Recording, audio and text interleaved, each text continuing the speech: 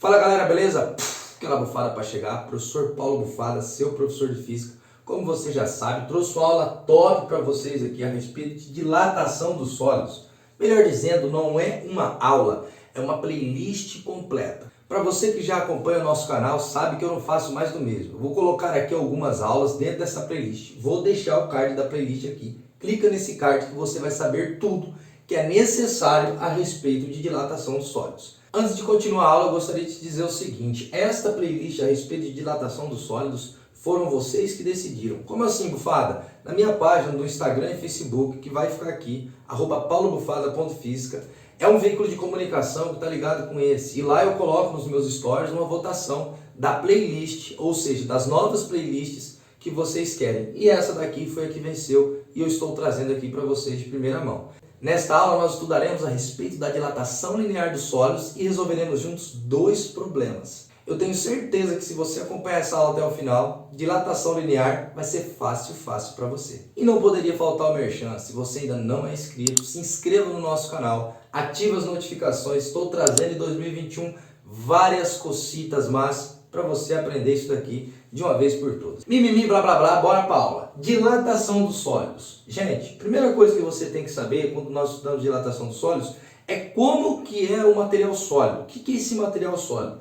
O material sólido ele tem uma coisa que se repete, que é essa estrutura. Nesse caso, eu desenhei esse cubo. Podem ter outros formatos, mas esse formato vai se repetindo em todas as direções. O que eu fiz? Eu desenhei aqui, em preto, umas bolinhas que eu representei como átomos e moléculas e as ligações entre elas como essas molas. Ah, Bufada, por que você colocou esse desenho como molas? Esse tipo de ligação aqui, ele é bem parecido com aquela energia que nós temos chamada de energia elástica do corpo elástico. Encola, estica, encola, estica, encola, estica. Então bora lá para a explicação, vamos entender as letras, os sentidos e os significados que ela tem.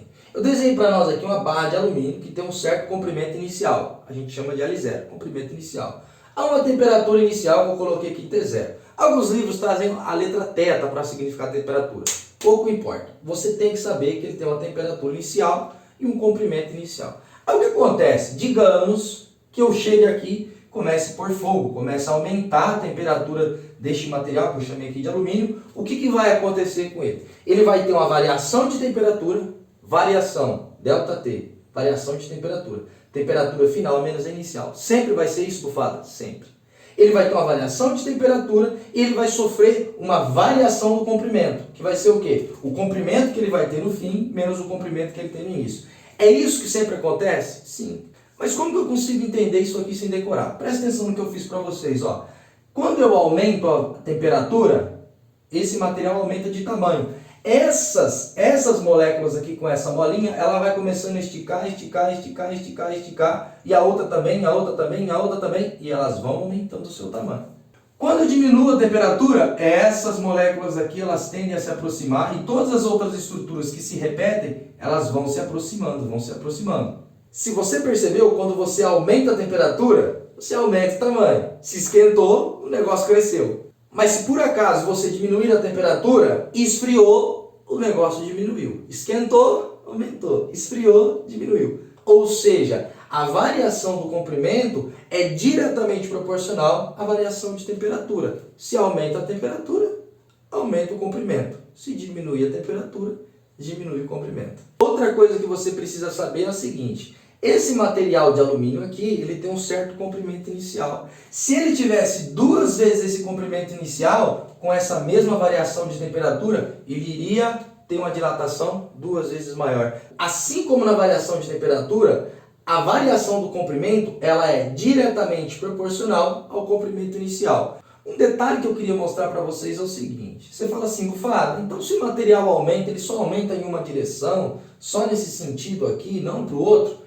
Gente, o que eu estou fazendo para vocês aqui é um esboço para representar a variação de comprimento total, que é a diferença entre o comprimento inicial e o comprimento final. Por que eu estou dizendo isso? Na verdade, os materiais eles se dilatam em todas as direções. Nesta primeira aula, eu estou mostrando para vocês a dilatação linear. Nós só estamos preocupados com o comprimento. Nas próximas aulas, nós veremos a dilatação superficial, 2 dimensões, e a dilatação volumétrica, 3 dimensões. Aí você pode se perguntar assim, Bufada, que só está o alumínio, pode ocorrer dilatação em outros materiais? Pode, meu querido, e é isso que eu vou explicar para vocês. Cada material tem um arranjo próprio desse daqui, no qual ele vai dilatar mais ou dilatar menos. Essa propriedade que depende do material, nós chamamos de coeficiente de dilatação linear. Eu trouxe para vocês aqui alguns materiais e os seus respectivos coeficientes de dilatação linear. Na hora de explicar esse equacionamento e resolver os problemas, eu vou mostrar certinho como que a gente usa isso daqui. Agora presta atenção que eu vou explicar para você que você não precisa mais ficar decorando fórmulas. Entenda como elas são construídas. Eu expliquei para vocês que a variação do comprimento é diretamente proporcional com a temperatura. Variação do comprimento, variação da temperatura está aqui, ó, diretamente proporcional. Eu também disse que a variação do comprimento é diretamente proporcional com o comprimento inicial. Ele está aqui. E cada material tem a propriedade de dilatar mais ou dilatar menos, que está aqui, o seu coeficiente de dilatação linear. Ou seja, a variação do comprimento vai ser igual ao comprimento inicial multiplicado o coeficiente de dilatação linear vezes a variação de temperatura. Aí vocês se perguntam o que são essas unidades em colchete. Eu já cansei de falar e vou morrer falando isso para vocês. Isso daqui são as unidades de medida respectiva a cada grandeza física que nós temos aqui no sistema internacional. Para a variação do comprimento e para o comprimento inicial, nós temos a unidade de medida metro. Na variação de temperatura, escala Kelvin.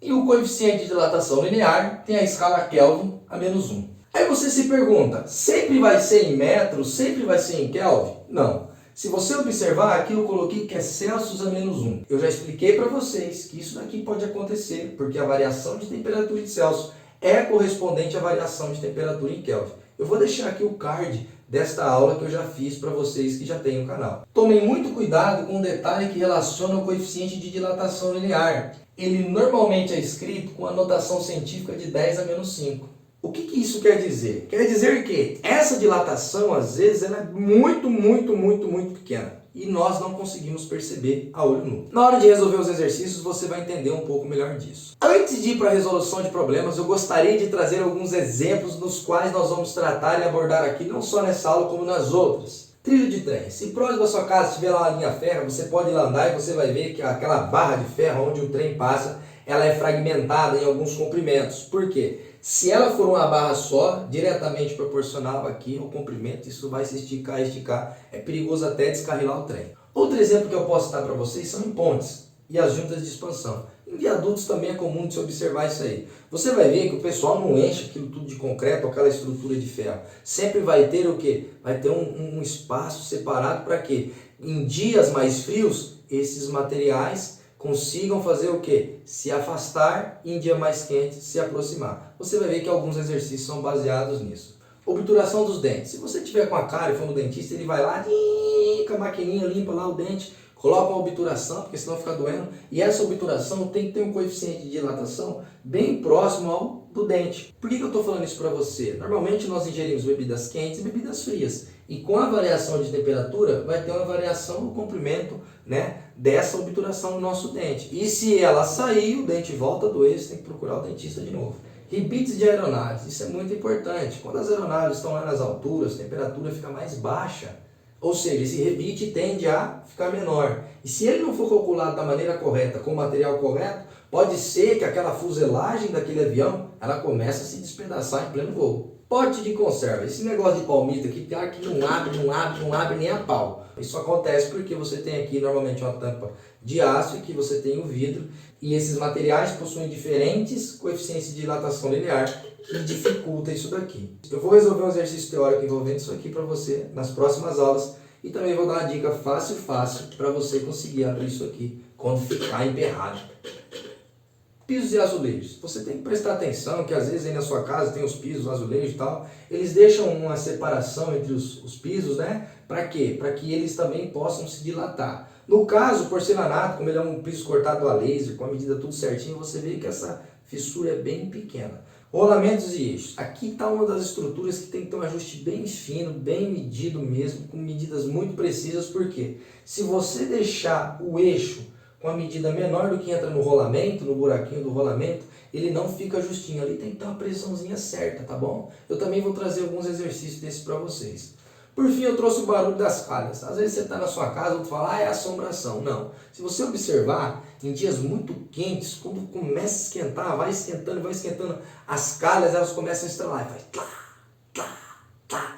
Aí no fim do dia, quando a temperatura começa a baixar, o que acontece? Ela começa a estralar de novo. Tlá, tlá, tlá. Por quê? Ela está aumentando de tamanho e ela está diminuindo de tamanho. Agora chegou o momento que você tanto espera, vamos resolver juntos dois problemas e utilizar tudo que nós vimos aqui. Pega o lápis, papel e borracha, faz junto comigo, vê eu fazer pode ser fácil, mas fazer sozinho às vezes a gente pode se enroscar alguma coisa. Bora lá! Problema 1. Uma barra de cobre de 200 centímetros de comprimento a 0 graus Celsius é aquecida a 100 graus Celsius. Calcule a dilatação linear e o comprimento final da barra, sabendo que o coeficiente de dilatação linear do cobre é 17 vezes 10 a menos 6 Celsius a menos 1. Então acompanhe a resolução comigo com o método Bufada. Primeira coisa que você tem que saber é essa teoria, ela já tem que estar na tua mente. Depois disso eu disse para vocês que o comprimento inicial era de 200, ela tinha uma temperatura inicial de 0 grau, depois foi aquecida até 100 graus e o coeficiente de dilatação linear desse material é de 17 vezes 10 a menos 6. E o exercício pergunta para você qual que é a variação do comprimento e o comprimento final,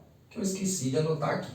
Ou seja, a partir dessas informações que ele te forneceu, você vai ter que utilizar isso daqui, que é a nossa teoria, que você chama de fórmula, equacionamento, para resolver isso daqui.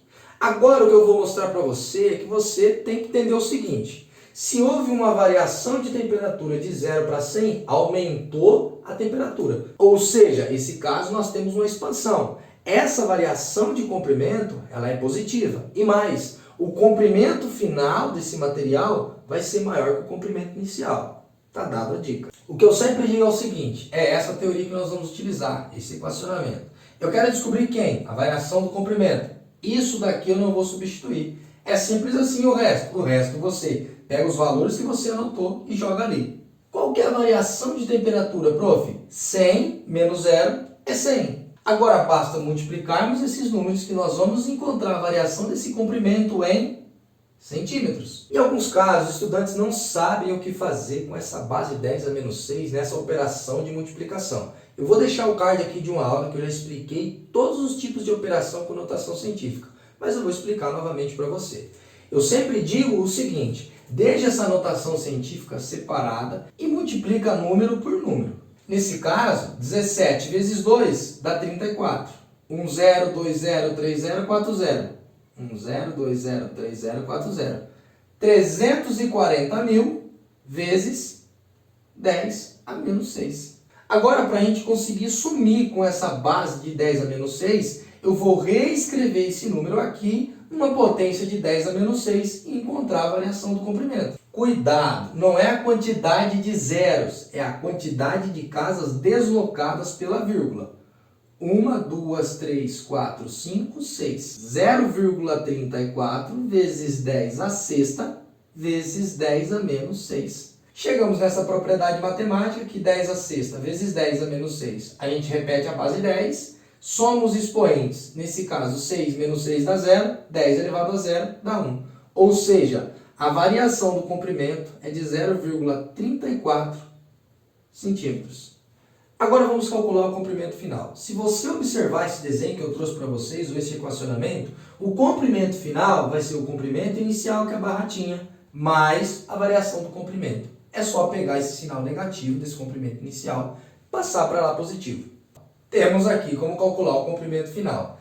Ou seja, o comprimento final vai ser a variação do comprimento, que é 0,34, mais o comprimento inicial, que é 200. O comprimento final vai ser 200,34 centímetros, porque o comprimento inicial também está em centímetros. O segundo problema que eu trouxe para nós é uma análise teórica. Presta atenção. Quem viaja de carro ou de ônibus pode ver ao longo das estradas torres de transmissão de energia, tais como as da figura. Olhando mais atentamente, é possível notar que os cabos são colocados arqueados ou, como diz popularmente, fazendo barriga. A razão dessa disposição é que... Agora presta atenção nessa imagem que a gente vai ter que entender por que os fios são colocados dessa forma. É isso que ele quer explicar para nós.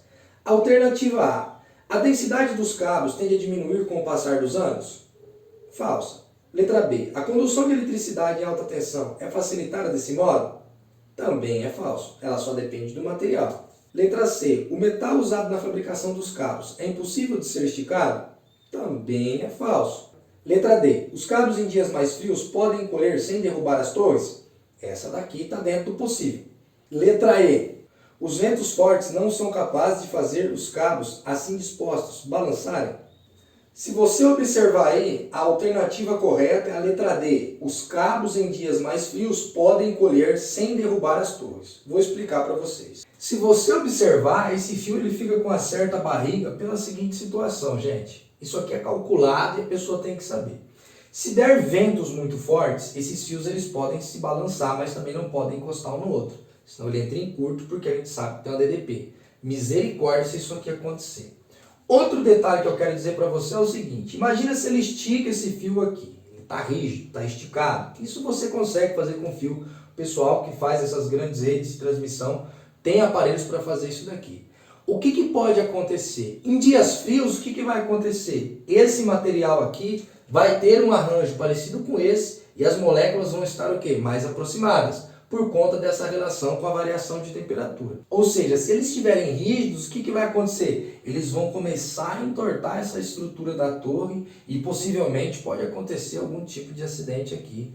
A corrente elétrica também vai depender apenas do fio, do tipo do fio, que material que ele é, da espessura, né, da grossura desse fio e do comprimento dele. Não tem nada a ver que vai ser mais fácil ou mais difícil nessa situação aqui. Por isso que a alternativa D é a alternativa correta. Meus amores, essa é a aula que eu trouxe para vocês. Se essa aula te ajudou, dê aquele like, dê aquele joinha, fortalece o canal da Bufada. Se não é inscrito, filho de Deus, se inscreve, ativa as notificações, fica por dentro que o papai aqui está fazendo para você. E mais, indico você ver a próxima aula dessa playlist, porque aqui nós já vimos a teoria, o equacionamento e nesta aula eu vou apresentar para vocês os gráficos de dilatação do sólido. Como vocês bem conhecem, do mesmo jeito que o Bufada chega, o Bufada vai embora em grande estilo, aquela bufada para sair, papai. Tamo junto sempre.